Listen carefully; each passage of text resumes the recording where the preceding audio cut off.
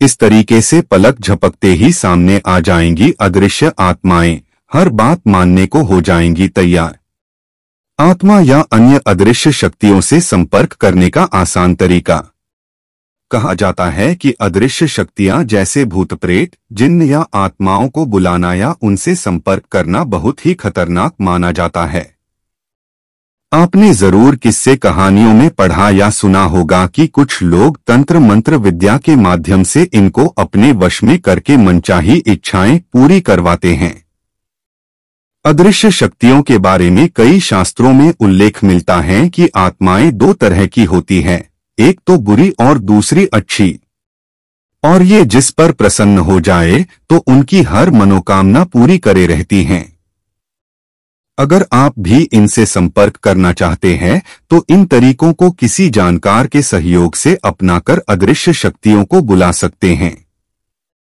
लेकिन आज का वैज्ञानिक इन सबको नहीं मानता। बहुत से लोग भूत भगाने या बुलाने का दावा करते हैं। इस प्रचलन के बीच पिछले कुछ वर्षों से आत्मा को बुलाने के कुछ तरीकों की खोज भी की गई है। अगर कोई इन तरीकों का विधिवत इस्तेमाल कर आत्माओं से संपर्क करना चाहे तो कर सकता है। एक अक्सर हम सुनते हैं कि कुछ व्यक्ति के शरीर में देवी या देवता आते हैं। देवी या देवता इस व्यक्ति के शरीर के माध्यम से लोगों से जुड़कर उनकी समस्या का समाधान करते हैं। इसका मतलब यह है कि आप किसी संवेदनशील व्यक्ति को माध्यम बनाकर आत्मा से बात कर सकते हैं। कुछ तांत्रिक कांसे का थाल, मिट्टी की हांडी, कांच के गिलास, आईने, तो कुछ मोमबत्ती, दीपक, तेल और अनाज के ऊपर आत्माओं को बुलाते हैं। ऐसे कई और भी तरीके हैं जिस पर आत्माओं को बुलाया जाता है। कुछ लोग दर्पण के सामने खड़े हो जाते हैं जहां उन्हें आत्मा दिखाई देने लगती है। कुछ लोग आजकल प्लेनचिट के माध्यम से आत्माओं को बुलाते हैं। एक शीट पर अंग्रेजी के अक्षर और गिनतियां लिखी होती हैं। बीच में सर्कल बना होता है जिसके आसपास यस और नो लिखा होता है। सर्कल पर उल्टी कटोरी रखकर 3 लोग उस पर अपनी अंगुली रखते हैं और अगरबत्ती लगाकर आत्मा का आह्वान करते हैं। जब आत्मा आ जाती है तब यह कटोरी अपने आप ही चलने लगती है और पूछे गए सवाल का जवाब मिलने लगता है।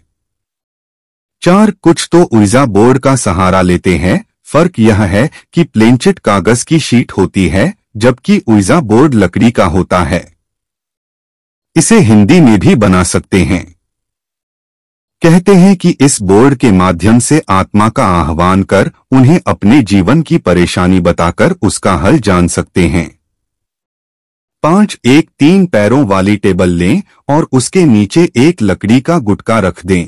इसे टेबल टर्निंग विधि भी कहते हैं। फिर अपने दोस्तों की टीम के साथ उसके चारों ओर कुर्सी लगाकर बैठ जाएं। सभी अपनी हथेलियों को टेबल पर रख दें। अब उस व्यक्ति की आत्मा के बारे में सोचें जिसे आप बुलाना चाहते हैं। थोड़ी ही देर में टेबल में कंपन होने लगेगा।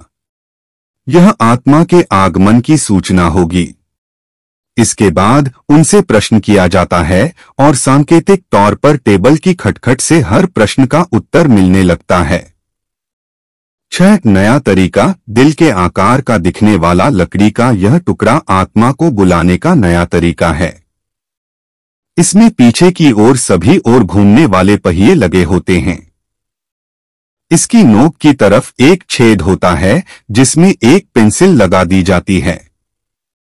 मेज पर एक सादा कागज रखकर उसके ऊपर इस यंत्र को रखा जाता है। इसके बाद जिस आत्मा को बुलाना होता है उसका आह्वान किया जाता है। जैसे ही आत्मा आती है यह यंत्र अपने आप चलने लगता है। यंत्र में लगे पेंसिल से आत्मा पूछे गए प्रश्नों के उत्तर देने लगती है। एक तरीका यह है कि प्रयोग करने वाला स्वयं ही आत्मा का माध्यम बन सकता है। इसके लिए सबसे पहले वह एक टेबल लगी कुर्सी पर बैठ जाए।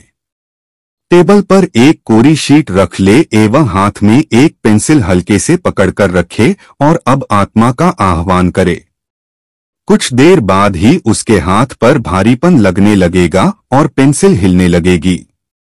हाथ में रखी पेंसिल खुद ही कागज पर चलनी शुरू हो जाएगी और लिखित या कहे गए प्रश्नों के उत्तर देने लगेगी। चेतावनी, यह आस्था और अंधविश्वास का मामला या महज मनोरंजन भी हो सकता है या फिर प्रयोगकर्ता के लिए खतरनाक सिद्ध हो। कहते हैं कि बुलाना आसान है पर भेजना मुश्किल होता है। इसलिए पाठक कृपया अपने स्वविवेक या किसी जानकार की सलाह पर इन तरीकों को अपनाएं।